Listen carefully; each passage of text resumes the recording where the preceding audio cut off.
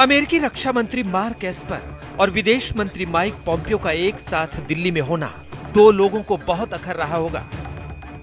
एक है चीन के राष्ट्रपति शी जिनपिंग और दूसरे हैं उनके कूटनीतिक कर्मचारी पाकिस्तान के प्रधानमंत्री इमरान खान। दोनों का ध्यान दिल्ली के घटनाक्रम पर होगा, नजरें यहीं टिकी होंगी।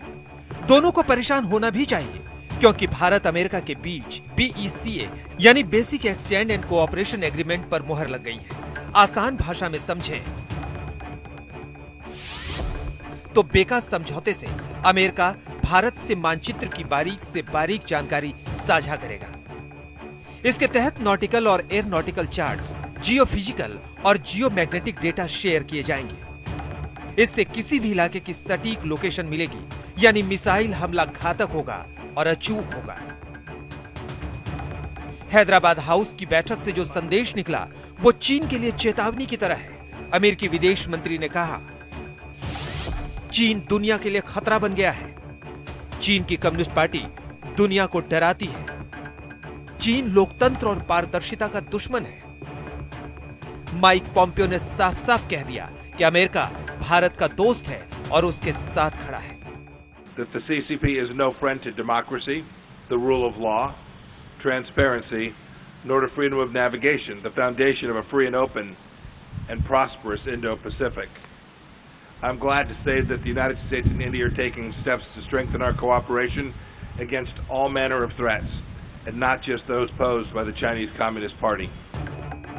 आज दुनिया को 2+2 दोस्ती वाला संदेश देने से पहले माइक पॉम्पियो ने वॉर मेमोरियल पर भारतीय सेना के शहीदों को श्रद्धांजलि भी दी, जिनमें गलवान घाटी में शहीद हुए 20 जवान भी शामिल थे। इन तस्वीरों में भी कूटनीति की दिशा तय हो रही थी। साफ संकेत था।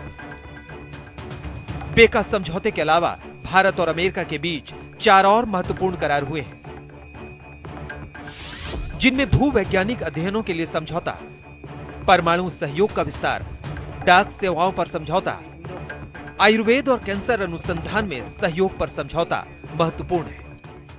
The Indo-Pacific region was a particular focus of our talks. We reiterated the importance of peace, stability and prosperity for all countries in this region. 2+2 बैठक के बाद अमेरिकी विदेश मंत्री माइक पॉम्पियो ने प्रधानमंत्री नरेंद्र मोदी से मुलाकात की। चीन से तनातनी के बीच कूटनीतिक और सैन्य दोनों ही लिहाज से अमेरिका से ये समझौते बेहद खास हैं। एक तरफ रूस और अब अमेरिका, दोनों चीन के खिलाफ तनातनी में भारत के पक्ष में खुलकर आ गए हैं और इससे शी जिनपिंग की अकड़ पर असर पड़ना तय है। बेका सामरिक समझौता होने के बाद से भारत और अमेरिका के संबंध नई ऊंचाइयों पर पहुंच गए हैं। इस समझौते के होने से भारत अमेरिकी सैटेलाइट से मिली जानकारी के आधार पर जरूरत पड़ने पर दुश्मन देशों के खिलाफ मिसाइल से सटीक हमला कर सकेगा। ये दिखाता है कि मौजूदा हालात में चीन के साथ बढ़ते तनाव के बीच भारत और अमेरिका के संबंध कितनी मजबूती के साथ आगे बढ़ रहे हैं। गीता मोहन के साथ मंजीत नेगी, दिल्ली।